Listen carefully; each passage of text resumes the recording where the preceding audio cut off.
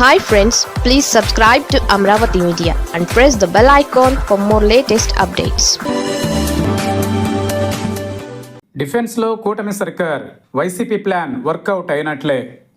ఆంధ్రప్రదేశ్లో వైసీపీ అన్ని ప్రధాన విషయాల్లోనూ అధికార పార్టీని ట్రాప్లోకి లాగే ప్రయత్నం చేస్తోంది.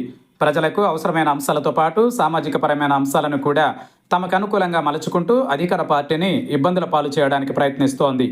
వైసీపీ ట్రాప్లో కొంతవరకు టీడీపీ పడుతున్నట్లే కనిపిస్తోంది. ఆ ఒక్కటి చాలదు అన్నట్లు ఇక వైసీపీ నాయకత్వం వేగం పెంచింది.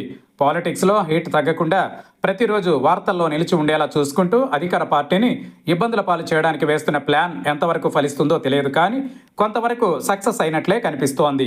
విజయవాడలో సాయికృష్ణ అదృశ్యం కేసులోనూ వైసీపీ వెంటనే రియాక్ట్ అయి బాధిత కుటుంబాన్ని జగన్ పరామర్శించిన తర్వాతనే ప్రభుత్వం వేగంగా స్పందించిందని, తొలుత విచారణకు ఆదేశించి ఆ తర్వాత సిట్ను నియమించిందని వైసీపీ సోషల్ మీడియాలో ప్రచారం చేసుకుంటోంది. నిజానికి అప్పటి వరకు విజయవాడలోని టీడీపీ నేతలు కూడా దీనిని పట్టించుకోలేదు.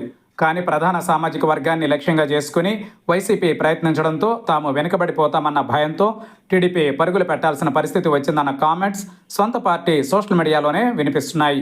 దీనిని పూర్తిగా కొట్టి పారేయలేని పరిస్థితి. మరొక వైపు వైసీపీ నేతలు రాజధాని అమరావతి పర్యటన పెట్టుకోవడం కూడా అందులో భాగమే. అమరావతికి వెళ్లేందుకు వైసీపీ నేతలు చేసిన ప్రయత్నాలను టీడీపీ నేతలు అడ్డుకుంటారని తెలుసు.